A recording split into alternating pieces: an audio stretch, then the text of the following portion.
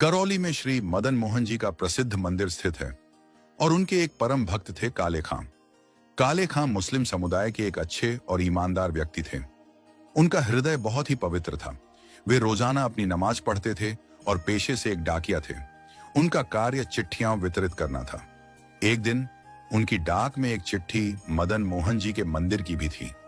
काले खां ने सोचा, मैं तो पोस्टमैन हूं और यह मेरे नहीं बल्कि हिंदुओं के खुदा हैं, तो इसमें क्या आपत्ति हो सकती है। वे मंदिर गए और द्वारपाल को वह चिट्ठी सौंप दी। उन्होंने द्वारपाल से कहा, यह मंदिर की चिट्ठी आई है, इसे मदन मोहन जी को दे देना। काले खां को यह पता नहीं था कि मदन मोहन जी कोई साधारण व्यक्ति नहीं बल्कि स्वयं ठाकुर जी हैं। जब द्वारपाल ने मंदिर का दरवाजा खोला तो काले खां ने उत्सुकतावश हल्की सी झलक अंदर देखी। उन्होंने त्रिभंगी मुद्रा में खड़े बंसीधारी श्री मदन मोहन जी के सुंदर स्वरूप के दर्शन किए। यह रूप अत्यंत मनमोहक था। एक हाथ में बंसी, हल्का टेढ़ा सिर और कमनीय स्वरूप। जैसे ही उन्होंने यह दिव्य दर्शन किए, द्वारपाल ने दरवाजा बंद कर दिया। लेकिन काले खां की मनस्थिति पूरी तरह बदल गई। अब काले खां जब भी नमाज पढ़ने बैठते, उन्हें ठाकुर जी का वही स्वरूप दिखाई देता। जब वे मस्जिद में जाकर इबादत करते, तब भी उनके मन में वही छवि बस जाती। घर लौटते ही वे अपनी खिड़की से मदन मोहन जी के मंदिर की ओर देखने लगते। अब तो वे हर समय इसी विचार में रहते, मुझे फिर से वह सुंदर स्वरूप देखना है।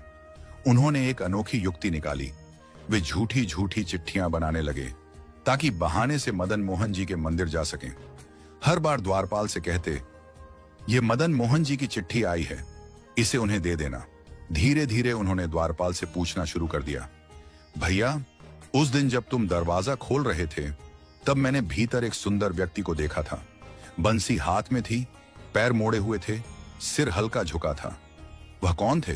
द्वारपाल ने उत्तर दिया, वे हमारे ठाकुर जी हैं, यही श्री मदन मोहन जी हैं। काले खां चुप हो गए, लेकिन उनके हृदय में भक्ति की अग्नि प्रज्वलित हो चुकी थी।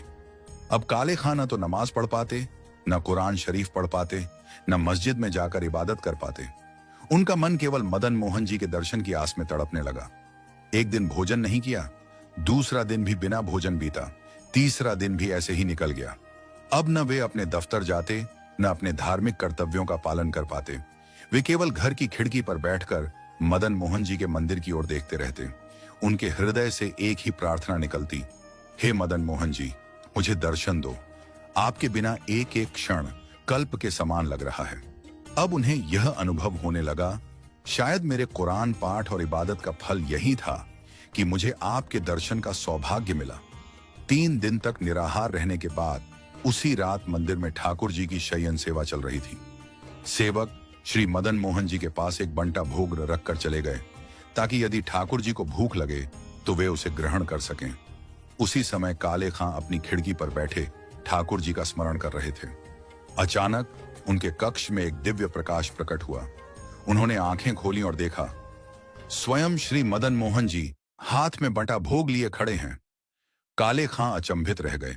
श्री मदन मोहन जी मुस्कुराते हुए अपने कर कमलों से उन्हें बंटा भोग खिला रहे थे। इस क्षण ने काले खां के जीवन को बदल दिया। वे ठाकुर जी के अनन्य भक्त बन गए और उनकी भक्ति में लीन हो गए।